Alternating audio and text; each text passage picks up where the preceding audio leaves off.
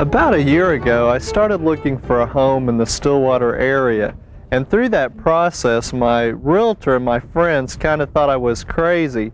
Now, my realtor thought I was crazy because I would always take along a trowel and a bucket. She would get frustrated at me because I would check out the soil type almost as much as I would the house.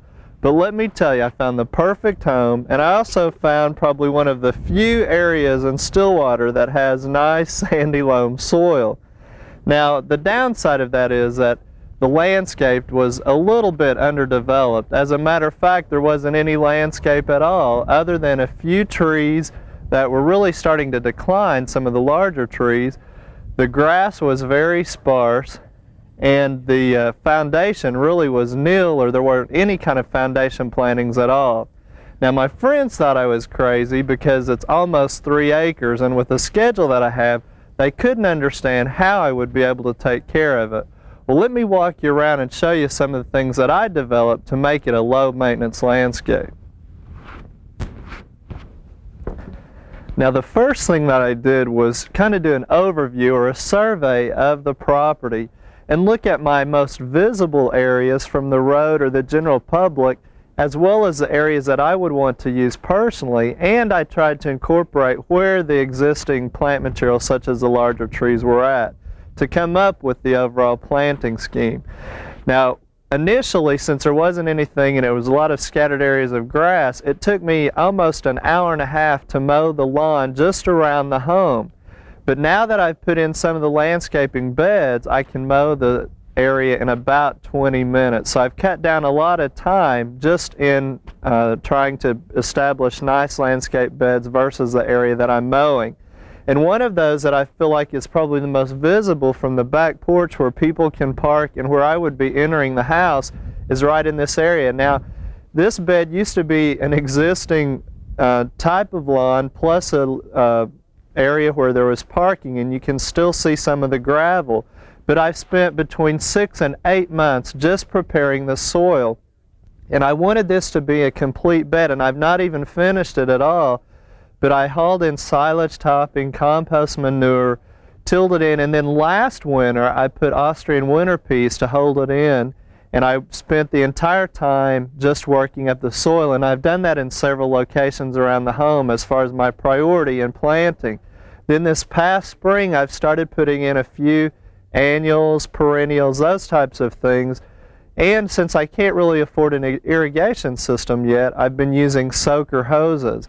Now, one area here that I want to mention about is with this bed, I still need to get some of the rocks out, but eventually I'll be putting a mulch over it too once I get most everything planted. But I've been real pleased with the color, and of course going into the winter now, it's in the down season, but it's going to be a very beautiful first impression coming into the home.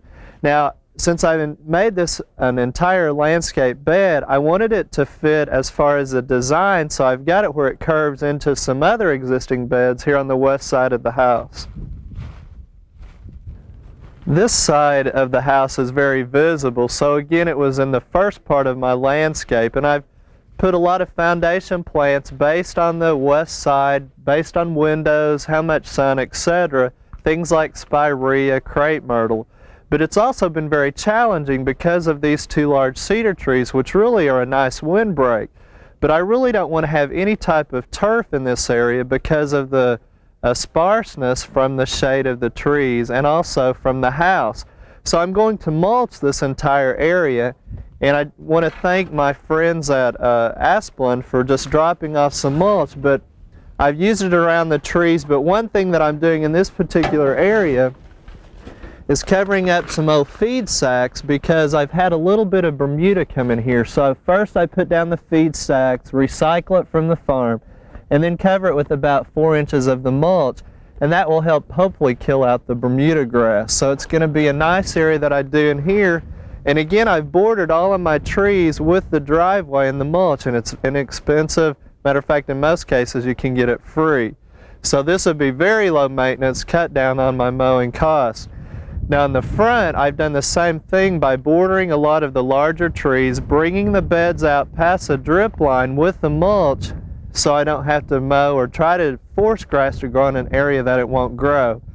I've also put in some bedding plants with for the cool season, but things like bulbs for next year's growth in another visible area where you drive in from the main road. Now the front of the house is on the north side, so I've selected plants that will do well in the shade on the north side.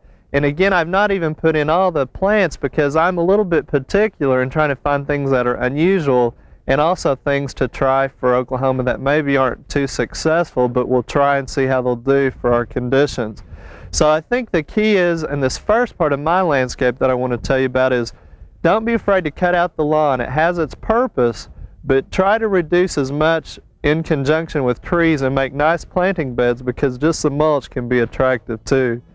Well, as time goes on and we finish other phases, I'll bring you up to date, but that's all the time we have today. Be sure and join us next weekend here on Oklahoma Garden.